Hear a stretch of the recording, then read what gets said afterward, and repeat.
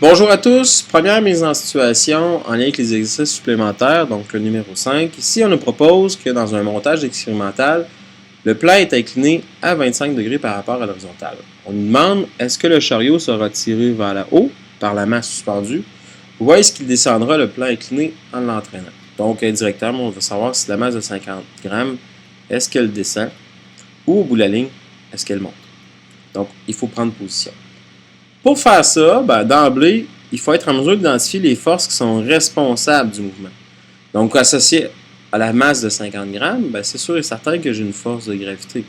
Cette force de gravité-là, pour la masse de 50 grammes, c'est tout simplement 0,05, la masse, fois l'accélération gravitationnelle, 9,8. Ce qui va me donner ici 0,49 newtons. Pour la deuxième masse, qu'est-ce qui permet le mouvement? C'est bien entendu la force parallèle. Je vous rappelle qu'on décompose la force de gravité sur un plan incliné. Donc, au lieu d'avoir une force qui est dirigée vers le bas, on la décompose, force perpendiculaire, force sur le plan, force parallèle, la force qui est en lien toujours vers le bas du plan incliné, qui amène l'objet à vouloir descendre, en fait.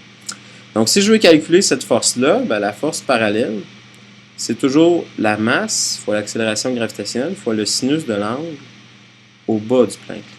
Donc, ce qui nous dit 0,03 fois 9,8 fois le sinus de 25 degrés. Si on calcule, on obtient 0,124 newtons. Donc, c'est assez évident qu'au bout de la ligne, qu'est-ce qui va se passer? C'est le plus gros qui l'emporte. Donc, comme la force de gravité est plus grande, la masse va tout simplement descendre. Ensuite, qu'est-ce qu'on a à répondre comme question? On veut savoir l'accélération du chariot. Pour calculer l'accélération du chariot, premièrement, il faut considérer l'ensemble de la situation. Donc, si on concentre l'ensemble de la situation, on peut considérer qu'il y a d'un côté la force de gravité qui entraîne le chariot vers le bas. C'est pour ça que je l'oriente dans le même sens que mon axe de référence.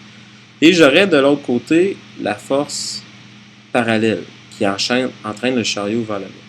On pourrait considérer les forces en grec, mais ici, ne sont pas très utiles. Donc, si on essaie de se poser la question, quelle est la force résultante associée au système? Donc, ça va être égal à la masse du système fois son accélération. Donc, la force résultante, j'ai deux forces qui sont opposées.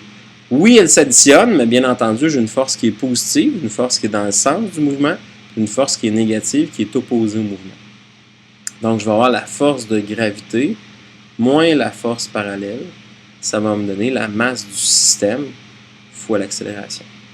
Si je veux calculer, j'ai juste besoin de prendre les forces qu'on a précédemment calculées, donc 0,49 moins 0,124, c'est égal à la masse du système, donc je vais additionner 0,03 kg plus 0,05, qui va me faire 0,08 kg, fois l'accélération.